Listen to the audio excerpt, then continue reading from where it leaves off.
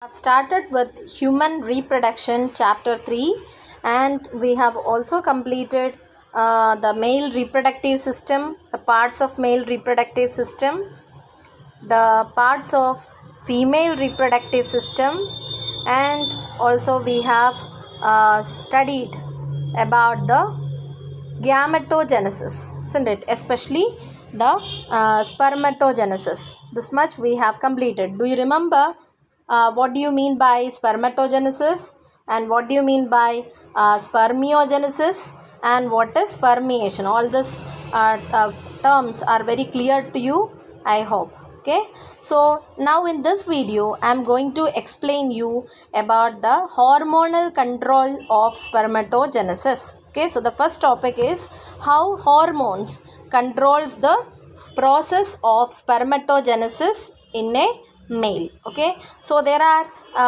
some hormones which are involved in this process. So the first one is the gonadotrophin releasing hormones. What it is? GnRH. Do you remember last year we have studied about various hormones in the chemical coordination chapter, isn't it? Chemical control and coordination chapter. In that we have studied that hypothalamus produces what? The neurohormones. They are of two types: inhibitory hormones and releasing hormones. Do you remember? So one of that is gonadotrophin releasing hormone. So from the name itself it is clear that what gonadotrophin releasing hormone is helping to release some hormones from where the target organ of this is target gland of this hormone is pituitary gland. Okay, especially the anterior pituitary gland. Understood? So where this gonadotrophin releasing hormone is produced? In the hypothalamus. Okay, hypothalamus, and which is where it is acting? It is acting on the anterior pituitary gland, and the anterior pituitary gland produces two hormones, that is luteinizing hormone and follicle stimulating hormones. Clear? And this LH acts on the Leydig cells. Do you remember where Leydig cells are there? Leydig cells are present in between the seminiferous tubules, isn't it? And what is the function of Leydig cells? We have studied that also. What is it? It produces androgens, isn't it? So LH acts on where Leydig cells, LL, likewise you remember, LH acts on Leydig cells and it stimulates the synthesis of what? Androgens. And androgens in turns stimulate the process of spermatogenesis. Understood? Then FSH acts on the Sertoli cells, and that stimulate the secretion of some factors which help in the process of spermiogenesis. Is it clear? Sertoli cells, where it functions or it acts on where? The Sertoli cells, and it helps in the process of spermiogenesis. Understood? Spermiogenesis, do you remember? Okay, and spermatogenesis, do you remember? So once again let's recall all this. That is, the hypothalamus produces a hormone known as what? The GnRH, gonadotrophin releasing hormone. Okay, what is it? Gonadotrophin releasing hormone, which is produced by what? Hypothalamus. Where it acts? This gonadotrophin, they acts on the pituitary gland. Okay, where it acts? It acts on the pituitary gland. Okay, what? Gonadotrophin releasing hormones, where it acts on the pituitary gland, and pituitary gland produces what? Two hormones. What are they? LH and FSH. LH, where it acts? On Leydig cells. Leydig cells function as what? It produces the androgens. Androgens stimulate the process of spermatogenesis. Okay, and FSH, which is produced by the anterior pituitary gland. Okay, anterior part of pituitary gland, that acts on Sertoli cells and stimulates what? The spermiogenesis. Understood?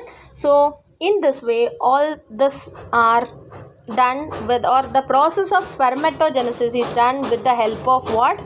The hormones secreted from the different glands. Like first is what? Hypothalamus. Second is from the anterior pituitary gland. Do you remember what is pituitary gland known as?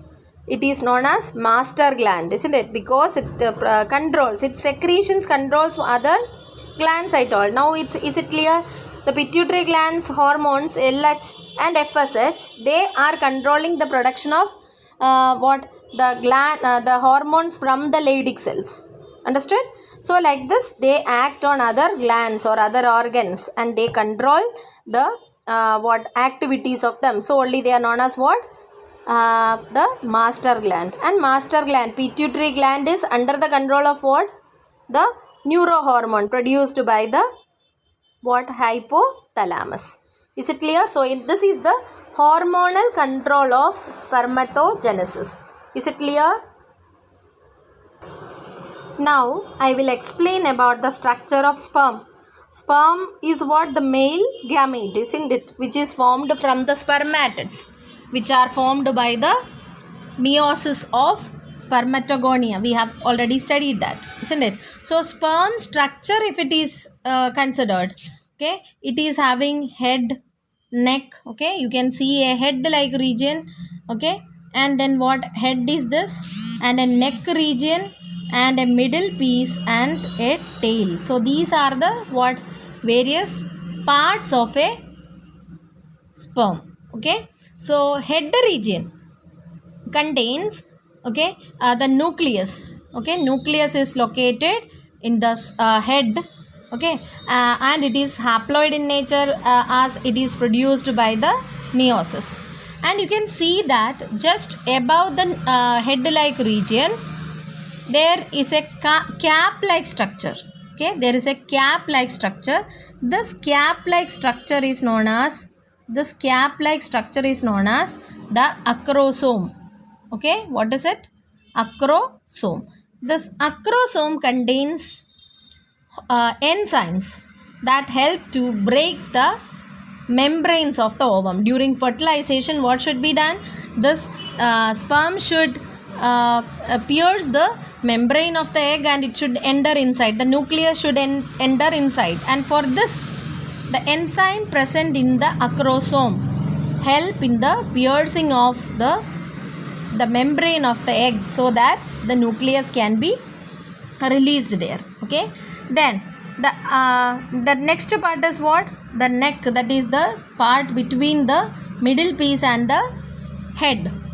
And the middle piece, you can see that they contain a number of mitochondria, okay, mitochondria, and this mitochondria is responsible for giving energy for the movement of tail during the process of or during the mobility of sperms towards the egg, okay. So the function of this middle piece is what? Middle piece contains a large number of mitochondria, and this mitochondria produces energy for the movement of the tail, okay. And the human male can release or ejaculate around 200 to 300 million sperms during a coitus, and for normal fertility at least 60% of the sperm should have the normal size and shape, and for at least 40% should have vigorous, or they should show vigorous motility. So this is the condition for a male to have children. Understood? That is, among the 200 to 300 million sperms released during a coitus or mating, at least 60% should have the normal size and shape, and 40% should show vigorous motility. So you would have heard about infertility, isn't it? Some couple are not having children. So one of the reason, many reasons are there, and one of the reason is what? The immobility of the sperm. Sperms may not be having the normal shape, size, etc. Okay. So if a person or a male has to be has to be fertile, around 60% of the total sperm released should have normal size and shape, and 40% should be showing the vigorous motility. Okay. Now, sperms released from the seminiferous tubules, they get the secretions from various parts like epididymis, vas deferens, seminal vesicles, prostate glands, etc. And this secretions of these all are very much essential for the maturation and mobility of the sperms. Understood? And you can see that the seminal plasma includes what? The secretions of all this: seminal vesicles, vas deferens, epididymis, and prostate gland. Along with the seminal plasma plus sperm is called semen. Okay, so a male what ejaculates semen actually. Okay, semen contains what? Semen contains sperms and the secretions of the various tubes. Okay, like epididymis, vas deferens, and the various glands like seminal vesicle and prostate gland. And this is very important for the maturity and motility of the sperms. Understood? So this male sex accessory ducts, the functions of male sex accessory ducts and glands, they are maintained by the testicular hormones like androgens. So is it clear? So what do you mean by semen? Semen includes what? Semen is a fluid that contains what? The sperms and the seminal plasma. Seminal plasma contains what? The secretions from various what? Accessory ducts and glands. Understood? So this is what about the sperm. So how many sperms will be released? Around 200 to 300 million sperms. But only one is allowed to fuse to the egg.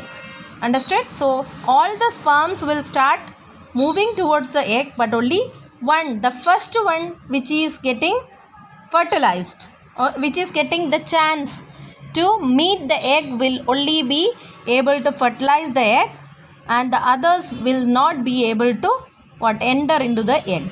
Okay, so just imagine, out of 200 to 300 million sperms, only one is getting the chance to one sperm is getting the chance to give its genes to the next generation. Is it clear? So this is, you can say it as a luck factor, isn't it? So this is about the male reproductive system, and I have explained you about the process of spermatogenesis that takes place in the human male, and also I have told you about the structure of the sperm, okay, and about the semen I told. Now we are going to study about the other process, that is oogenesis. What do you mean by oogenesis? The process of formation of mature female gamete is called what? Oogenesis. The oogenesis is completely different from the spermatogenesis. Understand? Oogenesis is what? The formation of female gamete, and it takes place in females, isn't it? Only. And oogenesis starts in the embryonic development stage. And on the other hand, spermatogenesis, when it starts only after the male child attains the puberty, isn't it? Till that child is not, in that particular child there is no spermatogen. When the child attains puberty, then onwards hormones will work and then spermatogenesis starts. But oogenesis is starting from the embryonic development stage itself. That is, in a mother's body, if the child is a female, okay, female fetus is growing, what happens? Along with other organs, the fetus will develop organs, right? Like what? Heart, kidney, likewise all along with other organs, ovaries also will get developed. Understood? And inside the ovary, you can see that a couple of million gamete mother cells called oogonia will be there. Understood? So in the female child, okay, female fetus, along with other organs, okay, the ovary also will develop, and in the ovary you can see that what? Around a couple of million gamete mother cells, and they are known as what? Oogonia are there. And after the child's birth, that female child's birth, no oogonia will be added. Understood? And the cells, oogonia cells, start entering into the meiosis division. Okay, meiosis they enter, and the meiosis 1 you have studied, no? Meiosis takes place in 2 stages, meiosis 1 and meiosis 2. In meiosis 1 what is happening? Again that meiosis 1 is divided into prophase 1, metaphase 1, anaphase 1 and telophase 1. Last year we have studied, isn't it? So during this meiosis stage, this oogonia will enter into the meiosis 1, and in the prophase 1 this meiotic division will get temporarily arrested, and these cells, they already started their meiosis and they are in the stage of what? Prophase 1. Remember, prophase 1 is again divided into a number of stages, zygote, leptote, likewise. Okay, so in the prophase 1 the division will get arrested temporarily, and that cells are known as what? Primary oocytes. Okay, what are they? Primary oocytes. And this primary oocytes will get surrounded by some granulosa cells. Okay, and now we can call it as what? Primary follicle. Okay, and a large number of these follicles get degenerated during the phase from birth to puberty, means when the child is growing. Okay, and before she attains her puberty, most around the oogonia's number was a couple of million. Understood? So 2 millions gametes, mother cells were there, but what happened when they and how they are seen? They start entering into the meiosis 1, and the division will get arrested in where? In the prophase 1. Understood? Now we call it as primary oocytes, and this primary oocytes, you can see them covered by some granulosa cells, and now we call it as what? Primary follicle. Okay, and this primary follicles, many of them will get degenerate before the child attains puberty. So in a adolescent girl, or is a girl who is attaining sexual maturity, will have only 60,000 to 80,000 primary follicles. Okay, and this after that what happened? This primary follicles, okay, after she attains puberty, you can see that this primary follicles will get converted to secondary follicles, then secondary follicles will get converted to tertiary follicles, and tertiary follicles to the Graafian follicles or mature follicle. Okay, so how this is happening? Primary follicles will get surrounded by some more layers of granulosa cells. Okay, and now we call it as what? Secondary follicle. Okay, secondary follicles, again they will get transformed into tertiary follicle, and this tertiary follicle we can identify how? By the presence of a fluid filled cavity. That fluid filled cavity in the secondary tertiary follicle is called antrum. So the presence of antrum is what? The characteristic feature of what? Tertiary follicle. Understood? And you can see that the theca layer, means the membranes around them, will get arranged into inner theca interna and outer theca externa. Okay, then and in the tertiary follicle, the primary oocytes. So how these follicles are formed? First what? The primary oocyte. What is primary oocyte? Which is formed from the female gamete mother cell or oogonia. They undergoes what? Meiosis. They enter into the meiosis, and the division will get arrested in the prophase 1 stage, isn't it? And in that is known as what? Primary oocytes. This primary oocytes will develop what? Layers around it, and they form what? Primary follicle, then secondary follicle, and then tertiary follicle. And now what happens? In the tertiary follicle, the primary oocyte, they complete its first meiotic division. Okay, after first meiotic division, how many cells will form? 2 cells. What will be the ploidy of the cells? Haploid. Do you remember? Last year we have studied, isn't it? So the chromosome number of the secondary oocyte. Sorry, I have not told you about the secondary oocyte, isn't it? Okay, so the primary oocyte undergoes or it completes the first meiotic division and produces two cells. Is it clear? And the two cells are, one is the secondary oocyte and the other is polar body. Okay, so that is the primary oocyte which is present inside the tertiary follicle. Okay, they grows in size and completes its first meiotic division and produces two cells. What are they? Secondary oocyte and first polar body. And you can see that this division is an unequal division. Okay, unequal division means the daughter cells formed are not same in their size. Understood? You can see that a large haploid secondary oocyte will form and a small polar bodies form. So what is the significance of this division?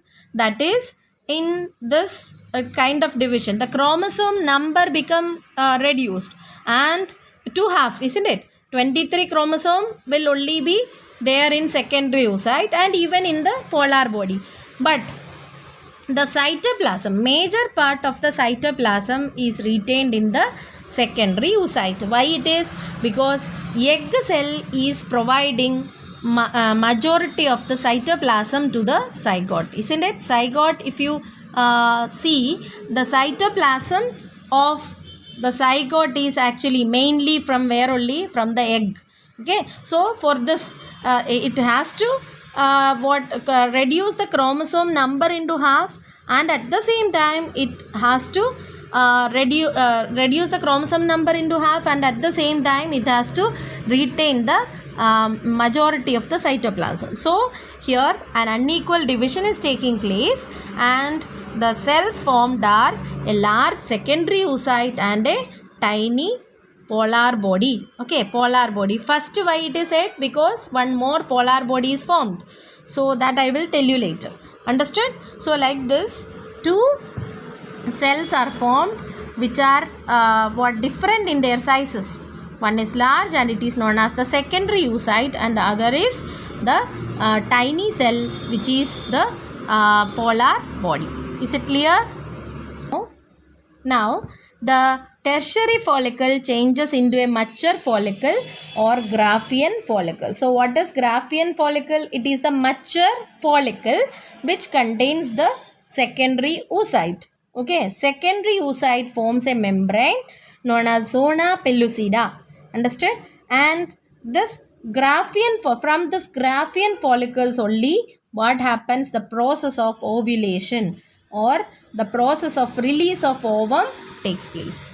Is it clear? So if you see the ovary, you can see the ovum in different stages of, or egg in the different stages of development, and in a adolescent child around 60 to 80,000 follicles, primary follicles will be there, and slowly it will get converted to secondary, tertiary and Graafian follicle. Understood? And from any one of the ovary, in every month only one egg is released by the process of ovulation. Okay, so these are the follicles in different stages of their development. You can see here primary follicle, okay, then tertiary follicle, and then Graafian follicles. This Graafian follicle, when it releases its egg, okay, it will become empty. Understood? And later I will tell you what happens to this.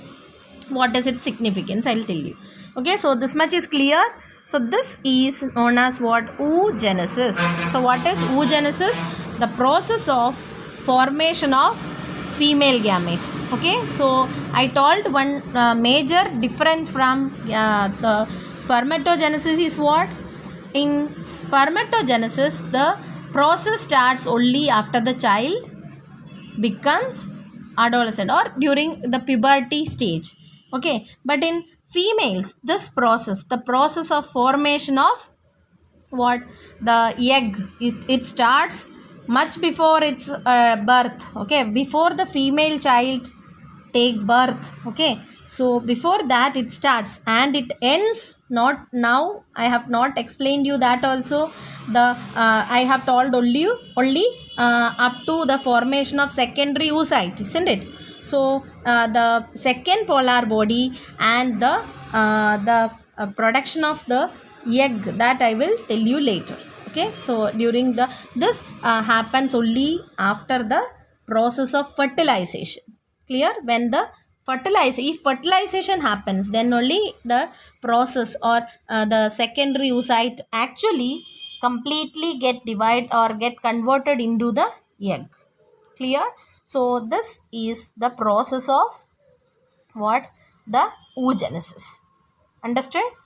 I hope everyone understood. Thank you.